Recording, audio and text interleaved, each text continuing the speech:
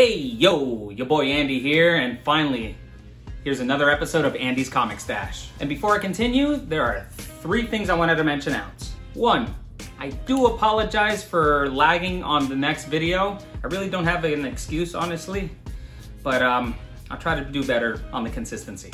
2, my microphone broke. I think something bent or something, it just wasn't working, so if you hear an echo, it's because I'm recording in an area where it does a lot of echo. Sorry. But we're gonna do it a cappella.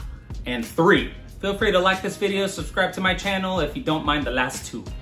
Now with all that out of the way, let's get down to business. On this video specifically, I'm gonna touch upon comic book conventions. I'm gonna mash up kind of vlog / story time. So consider this one the first story time from Andy. So about a month ago, I did go to North Carolina for Heroes Con, like I said in the last video. It's my second con I've ever been to outside of California, but it was the farthest I've ever been from home. Driving from there all the way to North Carolina was crazy. Before I get to Heroes Con, let me take you back a couple of years, like that way, circa 2013. On that year, I went to my very first con. And that first con in particular was Stan Lee's Kamikaze Expo, currently known as LA Comic Con. I first heard about the show when I was working at my local mall. Fun little fact, I used to work at a carousel inside the mall, kind of a traditional little area. That particular day, they had like a smaller comic book event type thing. People were riding the carousel were cosplayers, and that was really cool. In particular, there was one woman where she was dressed as Storm, and it was a super cool Storm. And I just straight up tell her, wow, that cosplay is awesome. And she goes, oh, thank you very much. I wore this one for Kamikaze Expo. And I go, Kamikaze Expo? Please tell me more about this Kamikaze Expo. He continued by telling me that it's just a regular comic book convention in Los Angeles. What really won me over was the fact that the tickets were $50 for the weekend. I'm like, what? Yes! She did tell me that the next Kamikaze would be next year. My mindset about comic book conventions wasn't really broad. But people that are not too aware assume that there's only one con and it's San Diego Comic-Con, when in realization there's really a lot more cons than that. So around that time I had 2 big obstacles. 1, I did not want to go alone. So I recruited 2 of my cousins and my little brother to go with me. At that same time, we gathered up as much money as we could for not only tickets, but the hotel, food, all the essentials. And 2, not only did I not have a car, I didn't have a license yet. I was a late bloomer. Don't judge me.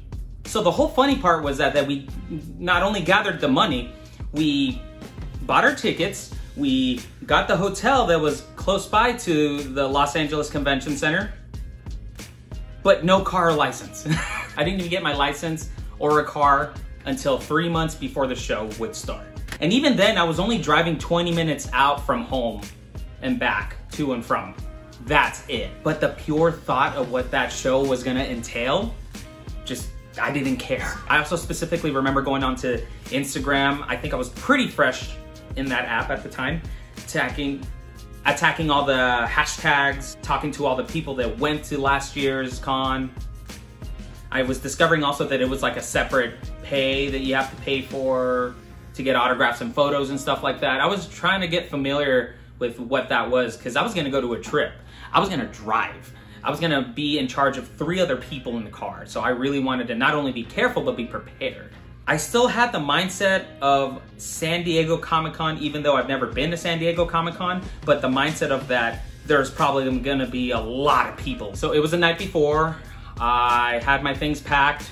I had my mom giving me blessings y todo, mi hijo, ay, cuídate, all that stuff, you know. Mom's always worried. Making sure my phone was fully charged, you know, to GPS, wherever I needed GPS. And as much as ready as I was, I still lost sleep because I was just so excited. I'm like, oh my God, oh my God. That lineup was sick that year from what I remember. I specifically remembered it was a Powerpuff Girl reunion. So we're talking Kathy Caffedini, E.G. Daily, and Tara Strong together. Ugh. Not to mention I had the one thing I wanted Stan Lee to get signed, and that was Captain America issue 100. Let me tell you, that was a whole nother can of worms. Around that time, I don't know why, but it was very hard to get that comic book. For those that don't know, Captain America issue 100 is technically sort of issue 1 of Silver Age-ish. The original title was called Tales of Suspense. Once it hit issue to 100, it turned into Captain America issue 100, and Iron Man turned into issue 1. So kind of like got the boot. Not really. I don't remember the store I got it from, but I got it at a store in Sacramento. I called them. I didn't even ask for the condition. I was so like oblivious to like conditions and conditions on the comic book or the grading. I was ugh. All I know is that I wanted to get something signed by Stan Lee. By the way, my ultimate favorite character in Marvel is Captain America. For those that don't know. For those that know, you know. But going back to those that don't know, that's a whole nother video. That's too far of a can of worms. I think I'm saying wrong. Anyway, I bought it. It was like, what, 200 bucks at the time. That was like the most money I ever spent at the time on one comic book. Considering that I was the dollar bin guy, I don't know. It was sent to me a week later, and the condition was okay. There was a crease in the middle. Clearly someone had it in the back of their pocket, but I was psyched. This is what Stan is gonna sign on. Next day happened.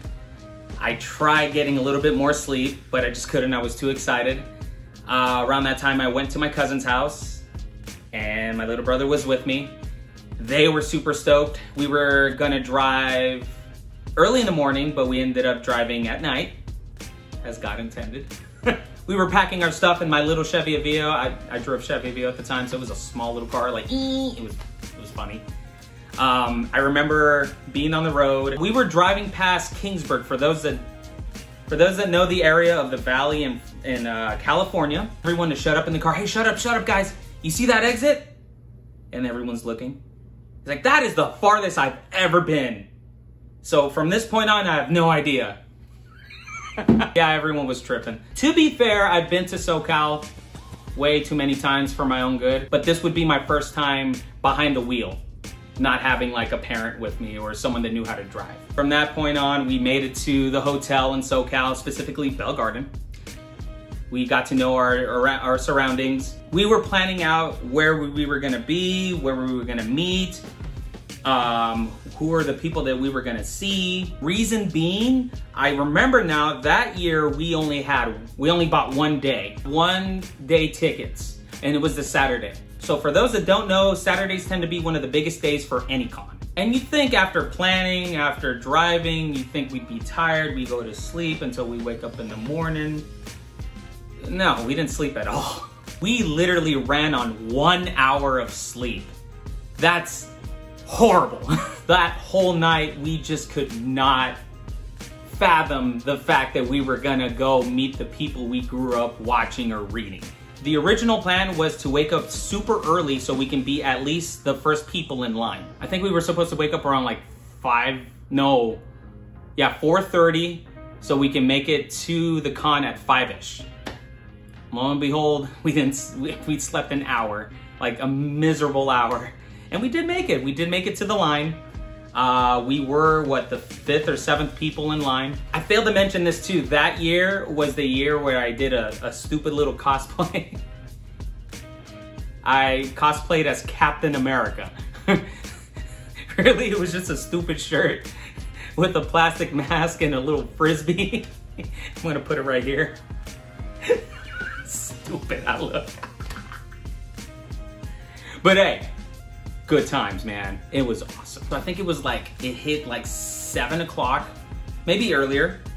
I wanna say 7 or earlier. They moved the line inside, and that line turned into like a group. And as that group was waiting, we had one side, I think it was like a Deadpool or Wolverine fighting it out. It was super cool. Like it was all like staged out, but it was so cool. And then on the other side, you had like a Michelle Pfeiffer Catwoman doing the whip. The con was super huge. Everyone was still setting up.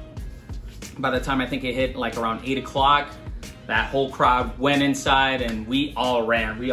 Oh my God, this is awesome. This is it, we're here, ah! Sure enough, we went in there. There was already like a good 10 or 11 people lined up. I'm like, that's right, I'm early. Weirdly enough, the entourage kind of told us not to line up, but you best believe I was skulking around. I was like, oh my God, there it is. There's the line for Stanley. I'm gonna just walk around, skulk around. I was like a hawk. Once the line started already going in to that little panel for Stan Lee, I went in there. I got to a point in that line where I was in the back of the inside of the panel. It was like a square tarp type thing. So only people that are inside can see the table, and you can see Stan and whoever was helping him out. Outside is when the line just stretched out from outside of that little panel tarp thing. And I guess I heard that line kind of circled around the con. It beats being early, don't it? So it would be like maybe 2 hours until Stan Lee actually showed up to the booth.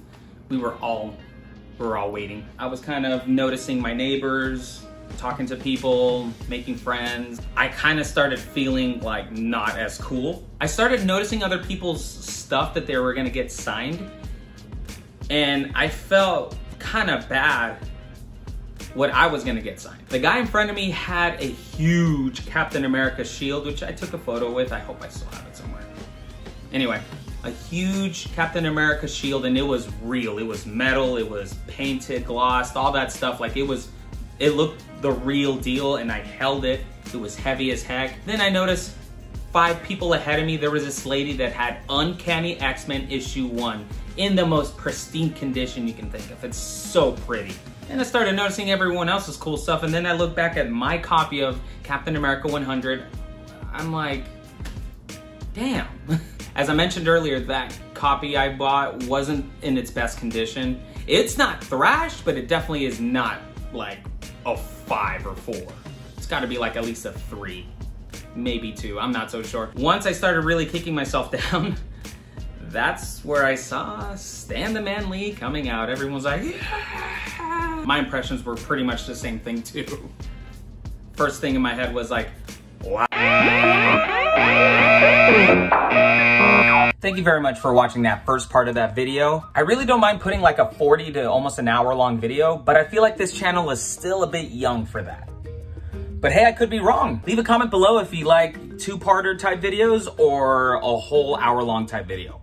Let me know. Part 2 should be posted up on the next week, but thank you very much for watching this video. See you, dudes. Ah!